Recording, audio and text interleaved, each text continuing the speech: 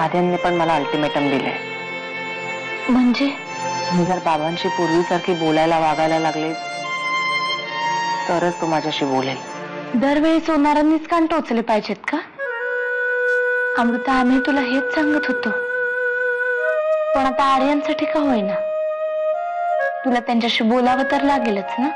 मीही काहीही सांगितलं ना तरी मी त्यांना माफ करणार नाही. तुला वाटतंय की हे सगळं परशुनीच केलं असेल म्हणून? नाही आतेबाई,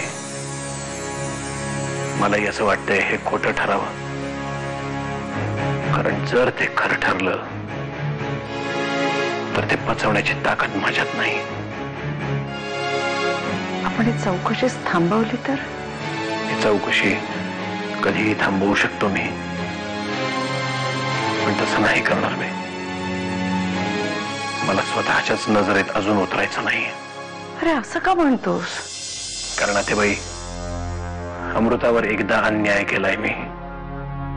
आता मला या चौकशीत ढवळाढवळ करावीशी नाही वाटत. मला भीती वेगळीच वाटते, तुझ्या सो कॉल्ड आईची. ती तुझ्या लग्नात नक्की विघ्न आणेल. काकू, माझी कॉफी पिऊन झाले की मी मग आणून ठेवेन. तू गेलीस तरी चालेल. आर्यनला माझा एक निरोप सांग. त्याला म्हणावं, पुन्हा कधी कॉफी प्यायची लहर झाली ना तर तुला घेऊन जावं. उगाच मोलकर्णीला कशाला न्यायचं ना. आर्यन जानकी बरोबर कॉफी प्यायला गेला होता. मी माझ्या डोळ्यांनी पाहिलंय, म्हणून म्हटलं सगळ्यात आधी तुला सांगावं. आत्या, तुला नक्की त्रास कशाचा होतोय? आपल्या परशुला अटक झाली याचा, का आपल्याच घरातलं कुणीतरी इतकं भयंकर कृत्य करू शकतं याचा? तेच तर सांगतेय ना, मोठी बिकट परिस्थिती आहे बाबा. काय करावं तेच कळत नाहीये. शहापूरला एका वीज निर्मिती प्रकल्पाचं उद्घाटन आहे, तिथे जाऊन येतो. वाकनीस काका आहेत ना बरोबर? नाही, वाकणीस येत नाहीत माझ्या बरोबर. इथेही बरीच काम आहेत. 1.5-2 तासाचा प्रवास आहे. कार्यक्रम संपला की लगेच निघून येईन. येतो अमृता. तू आर्यन बरोबर कॉफी प्यायला गेली होतीस? तुला कोणी सांगितलं? ते महत्वाचं नाहीये. गेली होतीस की नाही? नव्हते गेले. तो म्हणत होता चल म्हणून. खरं तर त्याला निमित्त हवं होतं तुझ्याबद्दल बोलण्याचं. तुला कोणी सांगितलं?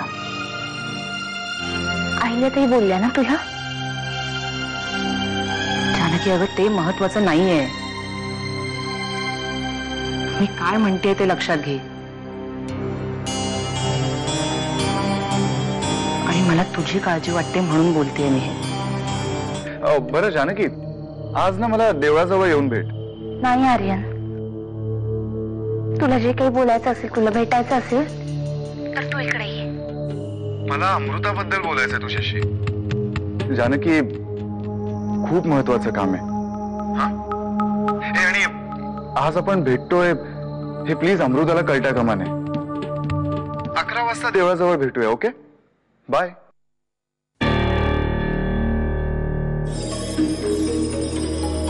हे बघ मम्मा, मी जे काय करतोय ते विचारपूर्वक करतोय. आणि मम्मा, राहिला प्रश्न माझ्या त्रासाचा, तर मम्मा त्याचीही तू काळजी करू नकोस. कारण ज्याला निखाऱ्यांवर झोपायची सवय असते ना, त्याला या असल्या चटक्यांनी ना काही फरक पडत नाही.